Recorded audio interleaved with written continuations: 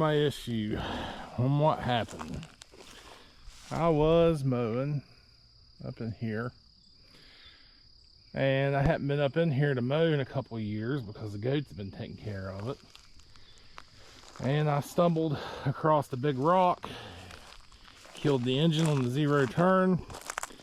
I was right at the edge, couldn't get it started back and fast enough, and well, this is what happened. So I now need to do a recovery to get it out.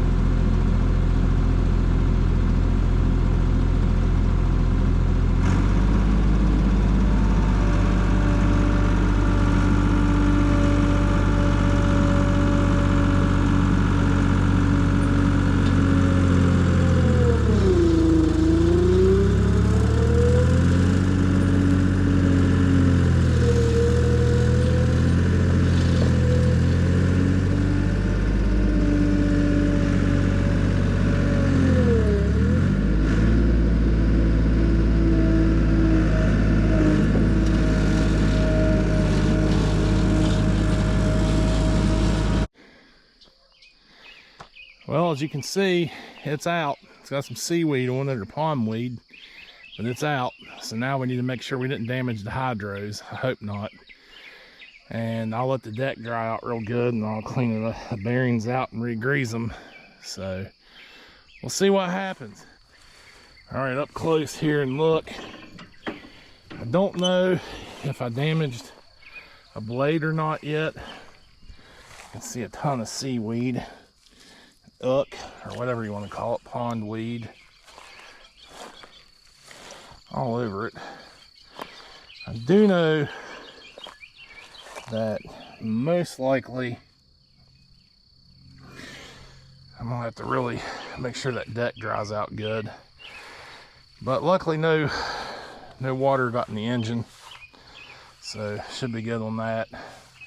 I'll let it sit here for a few minutes, get the oil level back down somewhat normal, and I'll fire it up and make sure it still moves on the transmission damage. Well, let's give it a shot and see if it turns over.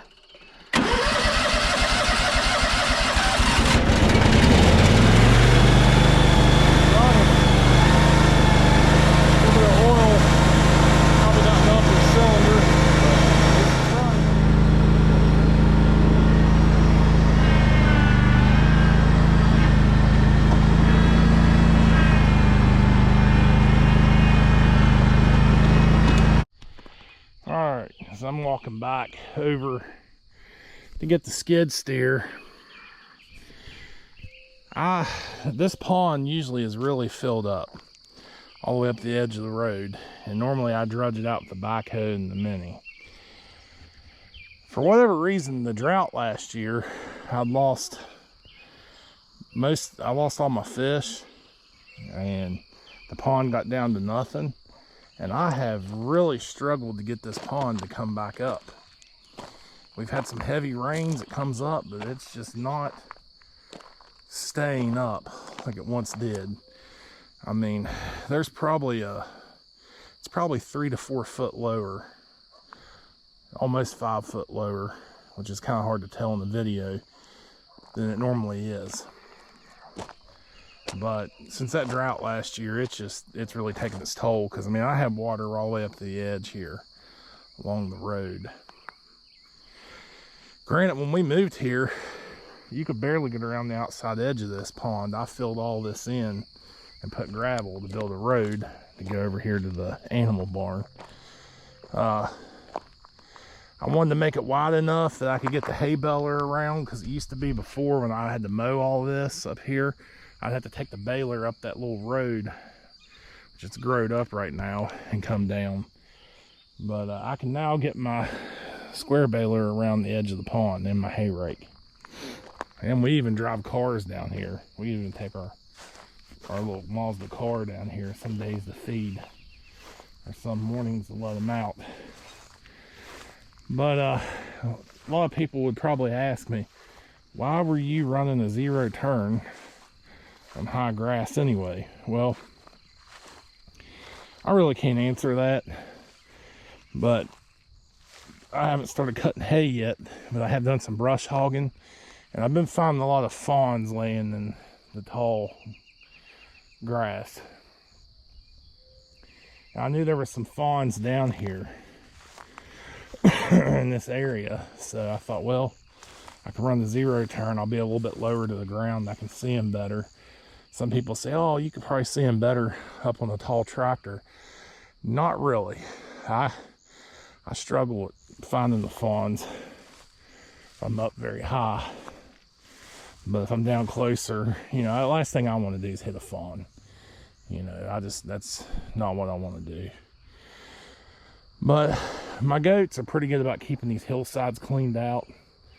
They've been struggling this year. It's just been so much rain.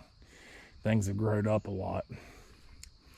But this is the culprit that I hit. This was not here before. It must have rolled from up there. I did not see it, hit it, killed the engine, and well, bam. I started spiraling out of control. I tried to put it into that tree, missed it, so I jumped off, let the mower go in the pond. So that's what happened. But right now, I'm gonna get ready to move these rocks, go put the skid steer up, and then I'm gonna go feed for the night. So as always, thanks for watching. Please comment, subscribe. I got more footage coming of other 0 turns in the future, so stay tuned.